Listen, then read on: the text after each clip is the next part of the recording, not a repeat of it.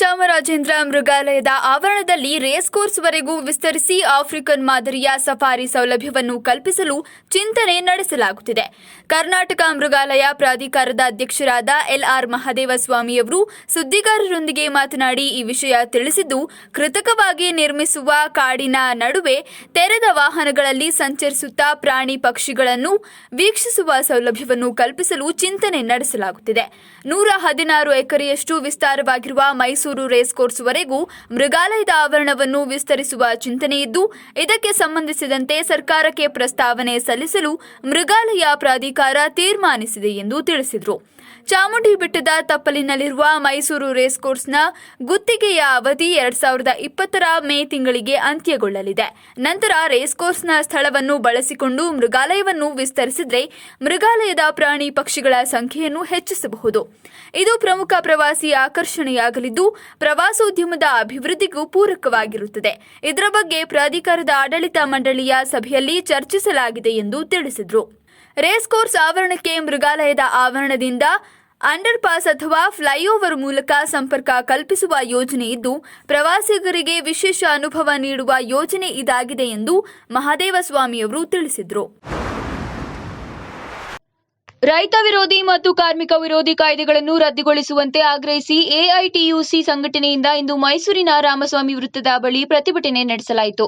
ಕಾರ್ಮಿಕ ಸಂಘಟನೆಗಳ ಕೆಂಪು ಬಾವುಟಗಳನ್ನು ಪ್ರದರ್ಶಿಸುತ್ತಾ ಕೇಂದ್ರ ಮತ್ತು ರಾಜ್ಯ ಸರ್ಕಾರಗಳ ವಿರುದ್ಧ ಧಿಕ್ಕಾರದ ಘೋಷಣೆಗಳನ್ನು ಕೂಗುತ್ತಾ ಪ್ರತಿಭಟಿಸಿದ ಪ್ರತಿಭಟನಾಕಾರರು ರೈತರ ಮತ್ತು ಕಾರ್ಮಿಕರ ಕೂಗಿಗೆ ಕೇಂದ್ರ ಮತ್ತು ರಾಜ್ಯ ಸರ್ಕಾರಗಳು ಕಿವುಡಾಗಿವೆ ಎಂದು ಆರೋಪಿಸಿದರು. ಪ್ರತಿಭಟನೆಯ ನೇತೃತ್ವ ವಹಿಸಿದ್ದ ಎಐಟಿಯುಸಿ ಜಿಲ್ಲಾ ಕಾರ್ಯದರ್ಶಿ ಚಂದ್ರಶೇಖರ ಮೇಟಿ ಅವರು ಮಾತನಾಡಿ, ದೆಹಲಿಯ ಗಡಿ ಭಾಗದಲ್ಲಿ ರೈತರು 40 ದಿನಗಳಿಂದ ಪ್ರತಿಭಟನೆ ನಡೆಸುತ್ತಿದ್ದಾರೆ. ಆದರೆ ಕೇಂದ್ರ ಸರ್ಕಾರ ರೈತರತ್ತ ಗಮನ ಹರಿಸಿ ಅವರ ಬೇಡಿಕೆಗಳನ್ನು ಈಡೇರಿಸುವ ದಿಸೆಯಲ್ಲಿ ಸೂಕ್ತ ಕ್ರಮ ಕೈಗೊಳ್ಳುತ್ತಿಲ್ಲ. ನೂತನ ಕಾಯ್ದೆಗಳು ರೈತರಿಗೆ ಮಾರಕವಾಗಿವೆ. ಚಿಕ್ಕ ಮಧ್ಯವರ್ತಿಗಳಿಂದ ರೈತರನ್ನು ಮುಕ್ತಿಗೊಳಿಸಿ ದೊಡ್ಡ ಮಧ್ಯವರ್ತಿಗಳ ಕೈಗೆ ರೈತರ ಬದುಕನ್ನು ಕೊಡಲು ಸರ್ಕಾರ ಹೊರಟಿದೆ ಎಂದು ಆರೋಪಿಸಿದರು. ಅವರು ಈ ಕೂಡಲೇ ರೈತ ವಿರೋಧಿ ಮತ್ತು ಕಾರ್ಮಿಕ ವಿರೋಧಿ ಕಾನೂನುಗಳನ್ನು ಸರ್ಕಾರ ಹಿಂಪಡೆಯಬೇಕು ಎಂದು ಆಗ್ರಹಿಸಿದರು. ಚಂದ್ರಶೇಖರ್ ಮೇಟಿ, ಎಐಯುಟಿಯುಸಿ ಜಿಲ್ಲಾ ಕಾರ್ಯದರ್ಶಿ. ಇವತ್ತು ಕೇಂದ್ರ ಸರ್ಕಾರ ಈ ಏನು ಕರಾಳ ಕೃಷಿ ಕಾಯ್ದೆಗಳನ್ನು 3 ಕಾಯ್ದೆಗಳನ್ನೇನು ಜಾರಿ ಮಾಡಿದೆ, ಅದನ್ನು ವಿರೋಧಿಸಿ ಡೆಲ್ಲಿನಲ್ಲಿ ರೈತರು ಇವತ್ತು ಪ್ರತಿಭಟನೆಯನ್ನು ಮಾಡ್ತಾ ಇದ್ದಾರೆ. ಇವತ್ತು ರೈತರು ಹಲವಾರು ದಿನಗಳಿಂದ ಕೊರೆಯುವ ಚಳಿನಲ್ಲಿ 4 ಡಿಗ್ರಿ ಟೆಂಪ್ರೇಚರಲ್ಲೂ ಸಹ ಪ್ರತಿಭಟನೆಯನ್ನು ರಸ್ತೆನಲ್ಲಿ ಕೂತು ಮಾಡ್ತಾ ಇದ್ದಾರೆ. ಡೆಲ್ಲಿ ಸುತ್ತಮುತ್ತ ಅವರು ಆವರಿಸ್ಕೊಂಡಿದ್ದಾರೆ ರೈತರು. ಆದರೂ ಸಹ ಇವತ್ತು ಅಲ್ಲಿ ನಮ್ಮ ಸರ್ಕಾರ ಯಾವುದೇ ಒಂದು ಬದಲಾವಣೆ ಮಾಡ್ತೀವಿ ಅನ್ನೋ ಮಾತನ್ನು ಅವರು ಆಡ್ತಾ ಇದ್ದಾರೆ. ಅಲ್ಲಿ 40ಕ್ಕೂ ಹೆಚ್ಚು ಜನ ರೈತರು ಇವತ್ತು ಹುತಾತ್ಮರಾಗಿದ್ದಾರೆ, ಆ ಚಳಿಗೆ ಸತ್ತಿದ್ದಾರೆ. ಆ ಹೋರಾಟದಲ್ಲಿ ಅದನ್ನು ಹಂಗೆ ತೀರ್ಕೊಂಡು ಹೋಗಿದ್ದಾರಲ್ಲ, ಅವರಿಗೆ ಅದು ಯಾವುದೇ ಒಂದು ನೋವು ಈ ಸರ್ಕಾರಕ್ಕೆ ಆಗ್ತಾ ಇಲ್ಲ. ಇಂಥ ಸಂದರ್ಭದಲ್ಲಿ ನಾವು ಕಾರ್ಮಿಕ ಸಂಘಟನೆ ಜವಾಬ್ದಾರಿಯುತ ಮೈಸೂರಿನಲ್ಲಿ ಇಂದು ಮೈಸೂರು ವಿಭಾಗೀಯ ಮಟ್ಟದ ಅನಿಮಿಯಾ ಮುಕ್ತ ಭಾರತ ಎಂಬ ವಿಷಯ ಕುರಿತು ತರಬೇತಿ ಕಾರ್ಯಾಗಾರವನ್ನು ಹಮ್ಮಿಕೊಳ್ಳಲಾಗಿತ್ತು. ಜಿಲ್ಲಾ ಆರೋಗ್ಯ ಮತ್ತು ಕುಟುಂಬ ಕಲ್ಯಾಣ ಇಲಾಖೆಯ ವತಿಯಿಂದ ಶಿಶು ಅಭಿವೃದ್ಧಿ ಯೋಜನಾಧಿಕಾರಿಗಳು ಹಾಗೂ ಆರೋಗ್ಯ ಶಿಕ್ಷಣಾಧಿಕಾರಿಗಳಿಗಾಗಿ ನಗರದ ಖಾಸಗಿ ಹೋಟೆಲ್ವೊಂದರಲ್ಲಿ ಹಮ್ಮಿಕೊಂಡಿದ್ದ ಈ 2 ದಿನಗಳ ಕಾರ್ಯಾಗಾರವನ್ನು ಆರೋಗ್ಯ ಇಲಾಖೆಯ ವಿಭಾಗೀಯ ಸಹ ನಿರ್ದೇಶಕ ಡಾ ಎಂಆರ್ ಉದಯಕುಮಾರ್ ಅವರು ಉದ್ಘಾಟಿಸಿದರು. ಬದಲಾದ ಆಹಾರ ಶೈಲಿ ಹಾಗೂ ಅತಿಯಾಗಿ ಜಂಕ್ ಫುಡ್ಗಳ ಸೇವನೆಯಿಂದ ಅನಿಮಿಯಾ ಅರ್ಥಾತ್ ರಕ್ತಹೀನತೆ ಉಂಟಾಗ್ತಿದೆ. ಪೌಷ್ಟಿಕ ಆಹಾರ ಸೇವನೆ ಹಾಗೂ ದೈಹಿಕ ಸ್ವಚ್ಛತೆ ಕಾಪಾಡಿಕೊಳ್ಳುವ ಮೂಲಕ ರಕ್ತಹೀನತೆ ಬಾರದಂತೆ ತಡೆಯಬಹುದು ಎಂದು ಡಾ ಉದಯಕುಮಾರ್ ಅವರು ಹೇಳಿದರು. ಈ ಕಾರ್ಯಾಗಾರದಲ್ಲಿ ಮೈಸೂರು ವಿಭಾಗದ ವ್ಯಾಪ್ತಿಗೆ ಸೇರಿರುವ ಮೈಸೂರು, ಮಂಡ್ಯ, ಕೊಡಗು, ಹಾಸನ, ಚಾಮರಾಜನಗರ, ಚಿಕ್ಕಮಗಳೂರು, ಉಡುಪಿ ಮತ್ತು ದಕ್ಷಿಣ ಕನ್ನಡ ಜಿಲ್ಲೆಗಳ ಅಧಿಕಾರಿಗಳು ಭಾಗಿಯಾಗಿದ್ದರು. ಕಾರ್ಯಕ್ರಮದಲ್ಲಿ ಜಿಲ್ಲಾ ಆರೋಗ್ಯಾಧಿಕಾರಿ ಡಾ ಟಿ ಅಮರನಾಥ್, ಎಡಿಎಚ್ಒ ಪ್ರಕಾಶ್ ಮತ್ತು ಆರೋಗ್ಯ ಇಲಾಖೆಯ ವೈದ್ಯಾಧಿಕಾರಿಗಳು ಭಾಗಿಯಾಗಿದ್ದರು. ನಾವು ಒಂದು 5-6 ವರ್ಷದಲ್ಲಿ ಅನಿಮಿಯಾ ಮುಕ್ತ ಭಾರತದ ಒಂದು ಕನಸನ್ನ ನೆನಸು ಮಾಡಬಹುದು ಅಂತ ಅನ್ಕೊಂಡಿದ್ದೆ. ಈಗ ಒಂದು 50% ಇಂದ ನಮ್ಮ ಟಾರ್ಗೆಟ್ ಇರೋದು 2025 ಒಳಗೆ 18% ಇಂದ 20% ಕಡಿಮೆ ಮಾಡಿ 30% ಒಳಗಡೆ ನಾವು ಅನಿಮಿಯಾ ಮುಕ್ತ ಜನರನ್ನ ನಾವು ದೇಶಕ್ಕೆ ಕೊಟ್ಟರೆ ನಮ್ಮ ದೇಶದ ಉದ್ಧಾರ ಸಾಧ್ಯ. ಮತ್ತೆ ಜನಸಾಮಾನ್ಯ ಆರೋಗ್ಯ ತುಂಬಾ ಮಟ್ಟಿಗೆ ಇಂಪ್ರೂವ್ಮೆಂಟ್ ಆಗ್ತದೆ ಅನ್ನೋದ್ರಲ್ಲಿ 2 ಮಾತೇ ಇಲ್ಲ. ಡಿವಿಷನ್ ಬಂದ್ರೆ ನಮ್ಮ ಮೈಸೂರು ಡಿವಿಷನ್ ಅಲ್ಲಿ ರಕ್ತಹೀನತೆಯ ಪ್ರಮಾಣ ಹೇಗಿದೆ ಅಂತಂದ್ರೆ, ಸೌತ್ ಕೆನರಾ, ಉಡುಪಿ ಮತ್ತು ಕೊಡಗು ಈ 3 ಜಿಲ್ಲೆಗಳಲ್ಲಿ ಸ್ವಲ್ಪ ರಕ್ತಹೀನತೆಯ ಪ್ರಮಾಣ ಕಡಿಮೆ ಇದೆ. ಆದರೆ ಬೇರೆ ಜಿಲ್ಲೆಗಳಲ್ಲಿ ರಕ್ತಹೀನತೆಯ ಪ್ರಮಾಣ ಜಾಸ್ತಿ ಇದೆ. ಇದಕ್ಕಾಗಿ ನಮ್ಮ ಭಾರತ ಸರ್ಕಾರ ಒಂದು ಯೋಜನೆಯನ್ನು ಹಾಕ್ಕೊಂಡು ಅನಿಮಿಯಾ ಮುಕ್ತ ಭಾರತ ಅಂತ ಒಂದು ಮಾಡ್ಕೊಂಡು ಬಂದಿದೆ. ಸರಾಸರಿ ಭಾರತದಲ್ಲಿ, ಕರ್ನಾಟಕದಲ್ಲಿ ಪ್ರತಿಯೊಂದು ಜಿಲ್ಲೆ ಸರಾಸರಿ ಹೋದರೆ ಒಂದು 30ರಿಂದ 50% ಜನ. ನಮ್ಮ ನೆರೆಯ ರಾಜ್ಯವಾದ ಕೇರಳದಲ್ಲಿ ಮತ್ತು ಹಿಮಾಚಲ ಪ್ರದೇಶ ಹಾಗೂ ಮಹಾರಾಷ್ಟ್ರದಲ್ಲಿ ಹಕ್ಕಿ ಜ್ವರ ಕಾಣಿಸಿಕೊಂಡಿರುವ ಹಿನ್ನೆಲೆಯಲ್ಲಿ ಮೈಸೂರು ನಗರ ಜಿಲ್ಲೆ ಮತ್ತು ಸುತ್ತಮುತ್ತಲಿನ ಜಿಲ್ಲೆಗಳಲ್ಲಿ ಸಹ ಅರಣ್ಯ ಇಲಾಖೆ ಎಚ್ಚರಿಕೆ ವಹಿಸಿದ್ದು ವಲಸೆ ಹಕ್ಕಿಗಳ ಬಗ್ಗೆ ತೀವ್ರ ನಿಗಾ ಇರಿಸಿದೆ. ವಲಸೆ ಹಕ್ಕಿಗಳು ಬಂದು ವಿಹರಿಸುವ ಕೆರೆಗಳ ಪ್ರದೇಶದಲ್ಲಿ ಅರಣ್ಯ ಇಲಾಖೆಯ ಸಿಬ್ಬಂದಿಗಳು ಗಸ್ತು ತಿರುಗುವ ಮೂಲಕ ಅನಪೇಕ್ಷಿತ ಬೆಳವಣಿಗೆಗಳು ಕಂಡುಬಂದಲ್ಲಿ ಕೂಡಲೇ ಇಲಾಖೆಗೆ ವರದಿ ಮಾಡುವಂತೆ ಹಿರಿಯ ಅಧಿಕಾರಿಗಳು ಸೂಚಿಸಿದ್ದಾರೆ. ಹಕ್ಕಿಗಳು ಸಾಮೂಹಿಕವಾಗಿ ಸಾವನ್ನಪ್ಪುತ್ತಿರುವ ಪ್ರಕರಣಗಳು ಕೇರಳ, ಹಿಮಾಚಲ ಪ್ರದೇಶ ಮತ್ತು ಮಹಾರಾಷ್ಟ್ರದಲ್ಲಿ ವರದಿಯಾಗಿರುವ ಹಿನ್ನೆಲೆಯಲ್ಲಿ ಎಲ್ಲ ರಾಜ್ಯಗಳಿಗೂ ಕೇಂದ್ರ ಸರ್ಕಾರ ಅಲರ್ಟ್ ಆಗಿರುವಂತೆ ಸೂಚನೆ ರವಾನಿಸಿದ್ದು, ಅದಕ್ಕೆ ಪೂರಕವಾಗಿ ಮುಂಜಾಗ್ರತಾ ಕ್ರಮಗಳನ್ನು ಕೈಗೊಳ್ಳಲಾಗುತ್ತಿದೆ ಎಂದು ಮೈಸೂರು ವಿಭಾಗದ ಉಪ ಅರಣ್ಯ ಸಂರಕ್ಷಣಾಧಿಕಾರಿ ಪ್ರಶಾಂತ್ ಕುಮಾರ್ ಅವರು ಮಾಧ್ಯಮಗಳಿಗೆ ತಿಳಿಸಿದ್ದಾರೆ. ಮೈಸೂರಿನ ಮೃಗಾಲಯ, ಶ್ರೀರಂಗಪಟ್ಟಣದ ರಂಗನತಿಟ್ಟು, ಮೈಸೂರು ನಗರ ಮತ್ತು ಜಿಲ್ಲೆಯ ಪ್ರಮುಖ ಕೆರೆಗಳ ಮೇಲೆ ನಿಗಾ ಇರಿಸಲಾಗಿದೆ. ರಂಗನತಿಟ್ಟು ಪಕ್ಷಿಧಾಮಕ್ಕೆ ಸಾರ್ವಜನಿಕರ ಪ್ರವೇಶವನ್ನು ನಿಷೇಧಿಸಬೇಕೋ ಬೇಡವೋ ಎಂಬುದನ್ನು ಉನ್ನತ ಅಧಿಕಾರಿಗಳ ಜೊತೆ ಚರ್ಚಿಸಿ ಕ್ರಮ ಕೈಗೊಳ್ಳಲಾಗುವುದು ಎಂದು ತಿಳಿಸಿರುವ ಅವರು, ಮೈಸೂರಿನಲ್ಲಿ ಕೆಲವು ದಿನಗಳ ಹಿಂದೆ ಸಾವನ್ನಪ್ಪಿದ್ದ 2 ಪಕ್ಷಿಗಳ ಕಳೇಬರಗಳನ್ನು ಪರೀಕ್ಷೆಗೆ ಕಳುಹಿಸಲಾಗಿದ್ದು, ಅಲ್ಲಿಯ ಹಕ್ಕಿಗಳಿಗೆ ಯಾವುದೇ ರೋಗವಿರಲಿಲ್ಲ ಎಂಬ ವರದಿ ಬಂದಿದೆ. ಹಾಗಾಗಿ ಸದ್ಯಕ್ಕೆ ಯಾವುದೇ ಆತಂಕವಿಲ್ಲ ಎಂದು ತಿಳಿಸಿದ್ದಾರೆ. ಕೊರೋನಾ ವ್ಯಾಕ್ಸಿನ್ ವಿಚಾರದಲ್ಲಿ ರಾಜಕೀಯ ಮಾಡುವ ಉದ್ದೇಶ ನಮಗಿಲ್ಲ. ಬಿಜೆಪಿಯವರು ಈ ವಿಚಾರದಲ್ಲಿ ರಾಜಕೀಯ ಮಾಡುವುದನ್ನು ಬಿಡಬೇಕು ಎಂದು ಮಾಜಿ ಸಂಸದರಾದ ಆರ್ ಧ್ರುವನಾರಾಯಣ್ ಅವರು ಹೇಳಿದ್ದಾರೆ. ಮೈಸೂರಿನಲ್ಲಿ ಇಂದು ಪತ್ರಿಕಾಗೋಷ್ಠಿಯನ್ನುದ್ದೇಶಿಸಿ ಮಾತನಾಡಿದ ಅವರು, ಕೊರೋನಾ ವ್ಯಾಕ್ಸಿನ್ಗೆ ವಿಶ್ವ ಆರೋಗ್ಯ ಸಂಸ್ಥೆ ಇದುವರೆಗೂ ಅನುಮತಿ ನೀಡಿಲ್ಲ. ಈ ಅಂಶವನ್ನು ಸ್ವತಃ ಬಿಜೆಪಿ ಮುಖಂಡರಾದ ಡಾಕ್ಟರ್ ಸುಬ್ರಮಣಿಯಂ ಸ್ವಾಮಿ ಅವರೇ ಹೇಳಿದ್ದಾರೆ. ವ್ಯಾಕ್ಸಿನ್ ವಿಚಾರದಲ್ಲಿ ಸಾಕಷ್ಟು ಗೊಂದಲವಿದೆ. ಈ ಗೊಂದಲಗಳಿಗೆಲ್ಲ ಕೇಂದ್ರ ಆರೋಗ್ಯ ಸಚಿವರಾದ ಹರ್ಷವರ್ಧನ್ ಅವರು ಉತ್ತರ ಕೊಡಬೇಕಿದೆ ಎಂದು ಒತ್ತಾಯಿಸಿದರು.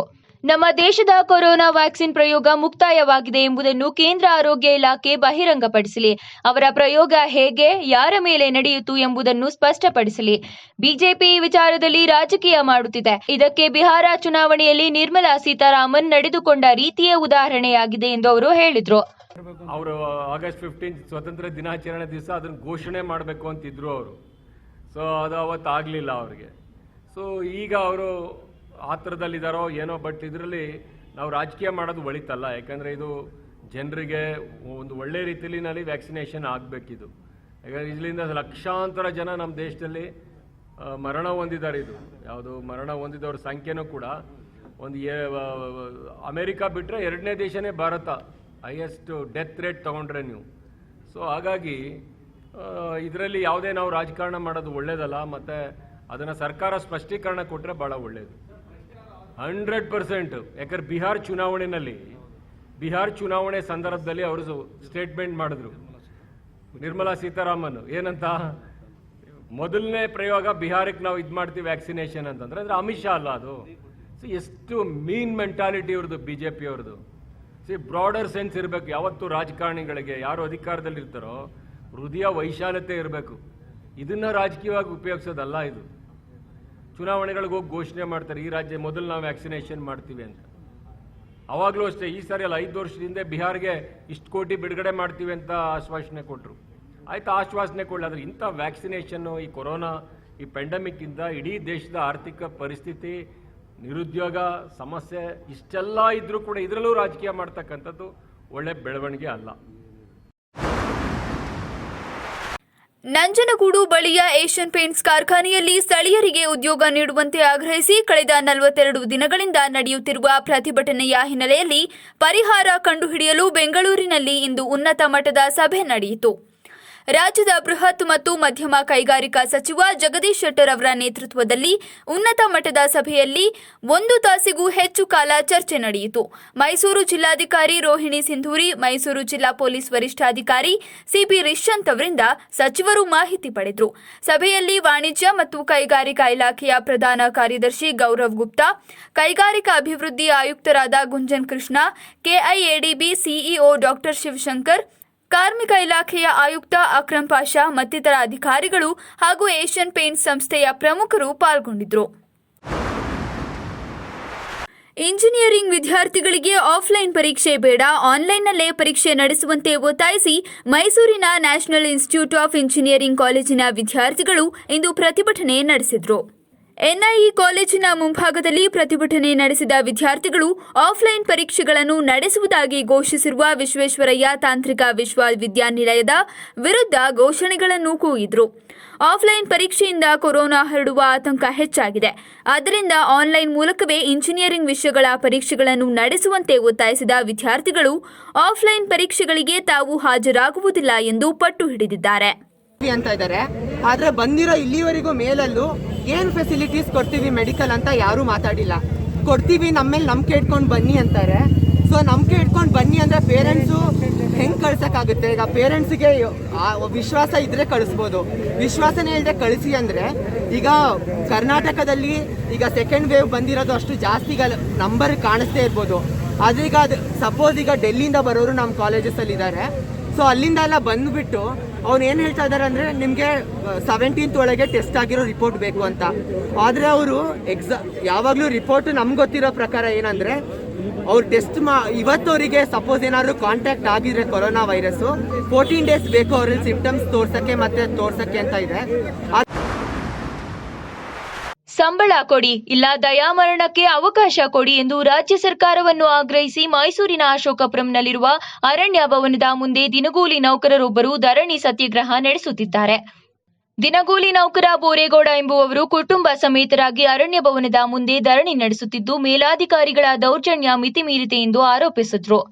ಮೈಸೂರಿನ ಪ್ರಾದೇಶಿಕ ಅರಣ್ಯ ವಿಭಾಗದಲ್ಲಿ ಕರ್ತವ್ಯ ನಿರ್ವಹಿಸುತ್ತಿರುವ ಬೋರೇಗೌಡ ತಮಗೆ ಕಳೆದ 16 ತಿಂಗಳಿಂದ ಅರಣ್ಯ ಇಲಾಖೆ ವೇತನ ನೀಡಿಲ್ಲ. ಸಂಬಳಕ್ಕಾಗಿ ಮನವಿ ಮಾಡಿದ ನನಗೆ ಮೇಲಾಧಿಕಾರಿಗಳು ಕಿರುಕುಳ ನೀಡುತ್ತಿದ್ದಾರೆ. ಕಳೆದ ಆಗಸ್ಟ್ ತಿಂಗಳಲ್ಲೇ 14,000 ರೂಪಾಯಿ ಮಾತ್ರ ಸಂಬಳ ನೀಡಿದ್ದಾರೆ. ಉಳಿದ ಸಂಬಳ ಕೇಳಿದ್ರೆ ಕೆಲಸದಿಂದಲೇ ವಜಾ ಮಾಡುವ ಬೆದರಿಕೆ ಹಾಕ್ತಿದ್ರು. ಕೆಲಸ ಕಳೆದುಕೊಂಡ್ರೆ ನನ್ನ ಸಂಸಾರ ಬೀದಿ ಪಾಲಾಗುತ್ತದೆ ಎಂದು ಸುದ್ದಿಗಾರರೊಂದಿಗೆ ಮಾತನಾಡುತ್ತಾ ತಿಳಿಸಿದ್ರು. ನಮ್ಮ ಕುಟುಂಬದ ನಿರ್ವಹಣೆಗೆ ಇಲಾಖೆ ಸಂಬಳದ ಬಾಕಿ ಹಣವನ್ನು ನೀಡಲಿ, ಇಲ್ಲದಿದ್ದರೆ ಅರಣ್ಯ ಭವನದ ಮುಂಭಾಗದಲ್ಲೇ ನಾನು ಮತ್ತು ನನ್ನ ಕುಟುಂಬದ ಸದಸ್ಯರು ವಿಷ ಸೇವಿಸಿ ಆತ್ಮಹತ್ಯೆ ಮಾಡಿಕೊಳ್ಳಬೇಕಾಗುತ್ತದೆ. ಮೇಲಾಧಿಕಾರಿಗಳು ನೀಡುತ್ತಿರುವ ಕಿರುಕುಳದಿಂದ ಬೇಸತ್ತ ನಾನು ದಯಾಮರಣಕ್ಕೆ ಅವಕಾಶ ನೀಡುವಂತೆ ಕೋರಿ ರಾಜ್ಯಪಾಲರಿಗೆ ಮನವಿ ಮಾಡಿ ಪತ್ರ ಬರೆದಿದ್ದೇನೆ.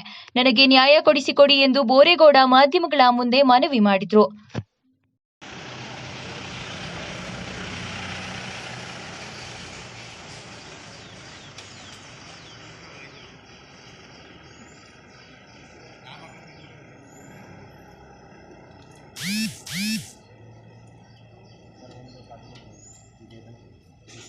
ಬಂದಿಲ್ಲ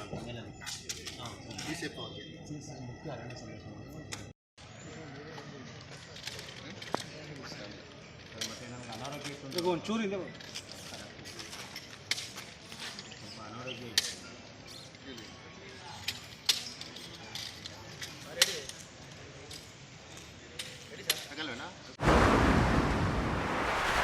ಸಂಸತ್ ಸದಸ್ಯ ಪ್ರತಾಪ್ ಸಿಂಹ ಅವರು ಕರ್ನಾಟಕ ಕರಕುಶಲ ಅಭಿವೃದ್ಧಿ ನಿಗಮದ ಮ್ಯಾನೇಜಿಂಗ್ ಡೈರೆಕ್ಟರ್ ಆಗಿರುವ ಐಪಿಎಸ್ ಅಧಿಕಾರಿ ಡಿ ರೂಪಾ ಅವರನ್ನು ಹಾಡಿ ಹೊಗಳಿದ್ದಾರೆ.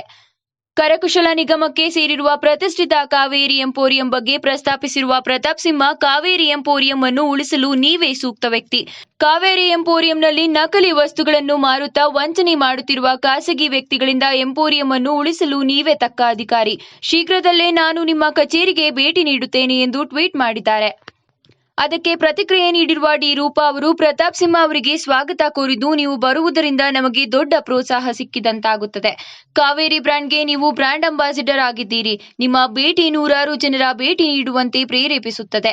ಕಾವೇರಿ ಎಂಪೋರಿಯಂ ಬಗ್ಗೆ ನಿಮಗಿರುವ ಹೆಮ್ಮೆ ಮತ್ತು ಕಳಕಳಿಗೆ ನಾನು ಕೃತಜ್ಞಳಾಗಿದ್ದೇನೆ ಎಂದು ಟ್ವೀಟ್ ಮಾಡಿದ್ದಾರೆ. ಅಷ್ಟೇ ಅಲ್ಲದೆ ಬಿಜೆಪಿಯ ಸಂಸದರಾದ ತೇಜಸ್ವಿ ಸೂರ್ಯ ಅವರು ಕೂಡ ಕಾವೇರಿ ಎಂಪೋರಿಯಂಗೆ ಭೇಟಿ ನೀಡಲಿ ಎಂದು ಮನವಿ ಮಾಡುತ್ತೇನೆ ಎಂದು ಸಹ ಡಿ ರೂಪಾ ಅವರು ಟ್ವೀಟ್ ಮಾಡಿದ್ದಾರೆ. ಡಿ ರೂಪಾ ಅವರು ಮಾಡಿರುವ ಈ ಟ್ವೀಟ್ ಬಗ್ಗೆ ಸಾರ್ವಜನಿಕ ವಲಯದಲ್ಲಿ ಸ್ವಲ್ಪ ಮಟ್ಟಿಗಿನ ಚರ್ಚೆಗೆ ಆಸ್ಪದ ಮಾಡಿಕೊಟ್ಟಿದೆ. ಐಪಿಎಸ್ ಅಧಿಕಾರಿ ಡಿ ರೂಪಾ ಅವರು ಬಿಜೆಪಿ ಸಂಸದ ತೇಜಸ್ವಿ ಸೂರ್ಯ ಅವರನ್ನು ಕಾವೇರಿ ಎಂಪೋರಿಯಂಗೆ ಆಹ್ವಾನಿಸುವುದರ ಬಗ್ಗೆ ಕೆಲವರಿಂದ ಆಕ್ಷೇಪ ವ್ಯಕ್ತವಾಗಿದೆ. ಓರ್ವ ಸರ್ಕಾರಿ ಅಧಿಕಾರಿ ಎಲ್ಲ ಜನಪ್ರತಿನಿಧಿಗಳನ್ನು ಮತ್ತು ಎಲ್ಲ ಬಗೆಯ ಜನರನ್ನು ಒಂದೇ ಬಗೆಯಾಗಿ ಕಾಣಬೇಕು. ಅದನ್ನ ಬಿಟ್ಟು ರೂಪಾ ಅವರು ತೇಜಸ್ವಿ ಸೂರ್ಯ ಅವರಿಗೆ ಮಾತ್ರ ಬಹಿರಂಗ ಆಹ್ವಾನ ನೀಡುತ್ತಿರುವುದರ ಬಗ್ಗೆ ಹಿಂದಿನ ಕಾರಣವೇನು ಎಂಬುದು ಹಲವರ ಪ್ರಶ್ನೆಯಾಗಿದೆ.